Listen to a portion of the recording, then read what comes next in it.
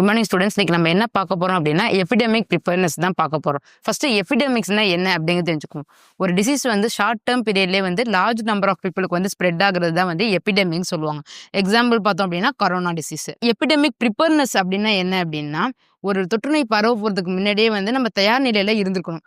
அதாவது எப்படின்னா அந்த டிசீஸை எப்படி ப்ரிவென்ட் பண்ணலாம், அதை எப்படி டிடெக்ட் பண்ணுறது, எப்படி கண்டுபிடிக்கிறது, அந்த டிசீஸ் எப்படி ஸ்ப்ரெட் ஆகாமல் கண்ட்ரோல் பண்ணலாம் அப்படின்றது நம்ம தயார் நிலையில் இருக்கிறது தான் வந்துட்டு எபிடெமிக் ப்ரிப்பேர்னஸ் அப்படின்னு சொல்லுவாங்க.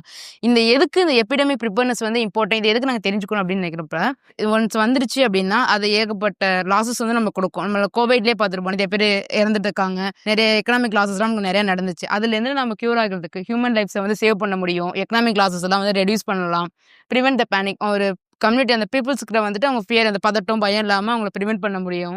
Protect the health care system, control rapid disease spread. அந்த டிசீஸ் வந்து ஸ்ப்ரெட் ஆகாமல் வந்து நம்ம கண்ட்ரோல் பண்ணுறதுக்குலாம் வந்துட்டு எபிடெமிக் ப்ரிப்பேர்னஸ் வந்து நமக்கு இம்பார்ட்டன்ஸாக இருக்குது. எந்த மெத்தட் மூலயமா நம்ம வந்து எபிடெமிக் ப்ரிப்பேர்னஸை வந்து ப்ரிப்பேர் பண்ணலாம் அப்படின்னா, first method awareness and educations. நம்ம ஸ்டூடெண்ட்ஸ்க்கு உங்ககிட்ட இருந்து நம்ம ஸ்டார்ட் பண்ணலாம். அப்போ வந்து ஸ்டூடெண்ட்ஸுக்கு, காலேஜ் ஸ்டூடெண்ட்ஸ், ஸ்கூல் ஸ்டூடெண்ட்ஸ்க்குலாம் வந்து ஒரு அவேர்னஸ் எஜுகேஷன் நம்ம கொடுக்கணும். கம்யூனிட்டி லெவலில் ஒரு அவேர்னஸ் ப்ரோக்ராம் வந்து கிரியேட் பண்ணணும். அந்த டிசீஸ் பற்றி போஸ்டர்ஸ் மூலியமா, டிவி டெலிவிஷன்ஸ் மூலியமா, இந்த மாதிரிலாம் வந்து ஒரு அவேர்னஸ் ப்ரோக்ராம் வந்து கிரியேட் பண்ணி கொடுக்கணும்.